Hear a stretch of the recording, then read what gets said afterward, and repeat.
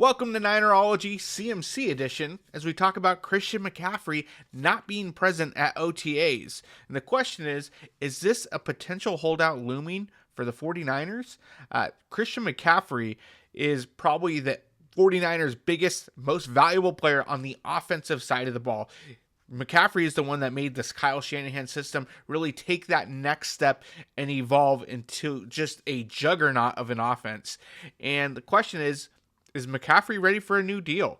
Now, a couple years ago, he's still the highest paid running back, but in 2022, he received a 4-year, $64 million deal with Carolina, which he's still getting paid since being traded to the 49ers.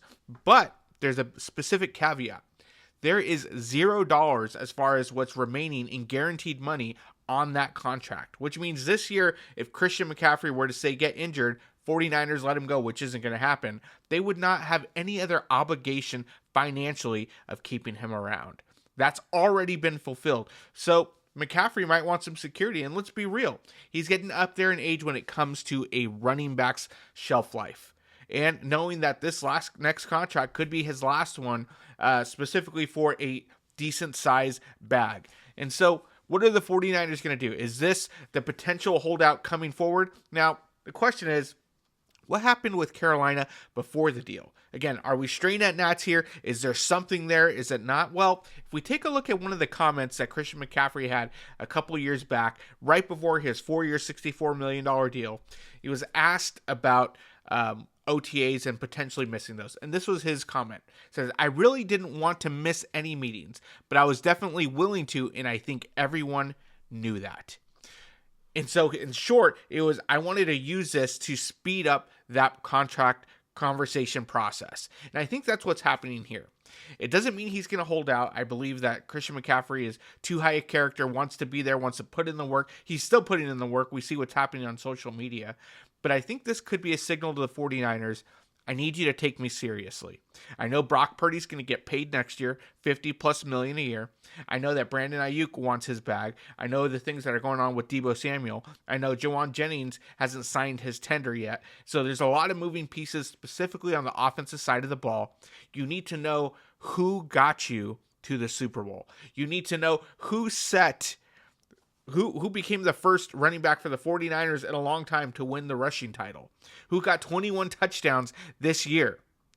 Who got top 5 for MVP voting? Who got the offensive player of the year this year? That was Christian McCaffrey. So I think the 49ers do have an issue on their hand, but it's not all bad news. They could structure this contract in a way to where they give him the money he wants, the guaranteed money, but also free up some space this year and next year when you have to pay Brock Purdy. You already know that you're going to free up roughly $17 million on June 1st with Eric Armstead post-June 1st designation release coming up, which means now they get to bag that money. They already have about $6 million in cap. They're going to get that extra $17-18 million here in a few weeks.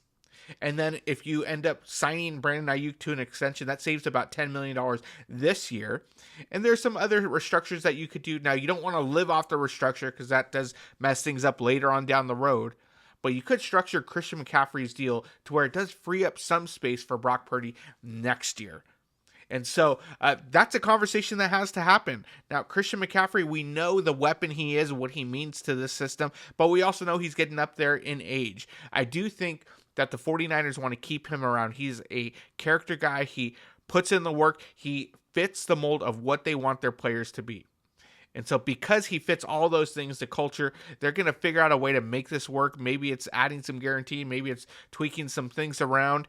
But they got to take care of Christian McCaffrey. I don't see him being a training camp holdout. I can see OTAs. I don't see him missing mandatory minicamp. But clearly I see this as a message that is being sent to the 49ers front office. It is time to take a deep look at Christian McCaffrey's deal and pay the man. Pay the man, give him the money. Yes, could it be risky because he's getting up there latter years of age specifically for a running back? Yes, but the type of weapon that he is, both running the ball and out of the backfield, you can then eventually convert him to a slot receiver if you wanted to later on. I'm not saying that that's what they're going to do or that's a smart thing to do. I'm just saying that's the Swiss Army knife that Christian McCaffrey is. And it's not something that you want to start the offseason in the wrong place. You want to keep your guys happy. You want to keep them healthy.